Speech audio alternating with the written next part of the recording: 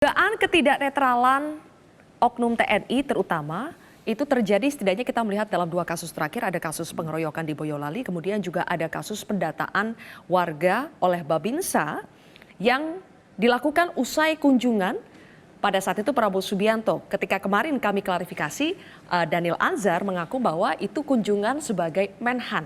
Tapi di situ Bang Usman, apakah Anda melihat sekali lagi ini ada kerancuan, ada yang bercampur melihat Pak Prabowo itu sebagai Menhan atau sebagai Capres sehingga pada akhirnya muncullah tindakan-tindakan seperti ini? Ya, itu yang jadi masalah akhirnya kode etik di dalam lingkungan pejabat kabinet ketika ia memutuskan untuk menjadi kontestan pemilu.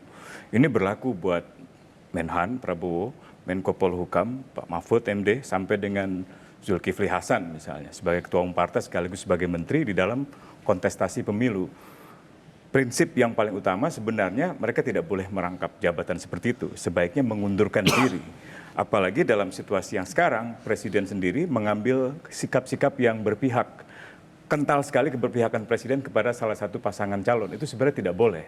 Nah, terkait dengan kunjungan Cilincing, justru pertanyaannya kan sekarang, Pak Prabowo itu ke sana dalam kapasitas sebagai Menhan atau sebagai calon presiden.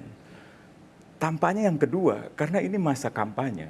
Dan politik belusukan itu politik yang diulang di dalam setiap pilpres. Meskipun diakuinya sebagai Menhan ya Bang Usman kemarin ya, ketika kami konfirmasi. Tapi di sisi lain kan Gerindra misalnya pada 2 Januari kemarin bahkan atau beberapa hari sebelumnya juga memposting di media sosialnya bahwa itu seolah menjadi kampanye atau bagian dari tindak lanjut kampanye Partai Gerindra untuk memenangkan pasangan calon kedua.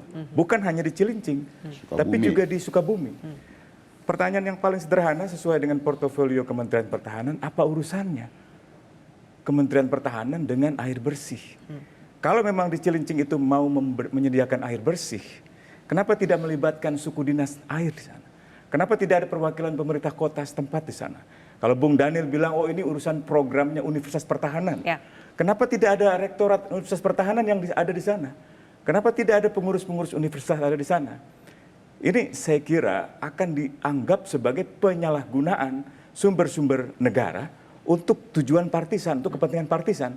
Sama seperti ketika Pak Zulkifli Hasan mengatakan BLT ini dari Pak Jokowi dan Anda menerima ini agar memilih misalnya pasangan calon kedua. Itu juga saya kira keliru karena BLT itu diambil dari APBN dan itu dana-dana pajak rakyat gitu. Jadi abuse of state resources semacam ini saya kira salah ini. Ini mestinya Bawaslu mengambil langkah-langkah yang proaktif. Jelajahi cara baru mendapatkan informasi. Download Metro TV Extend sekarang.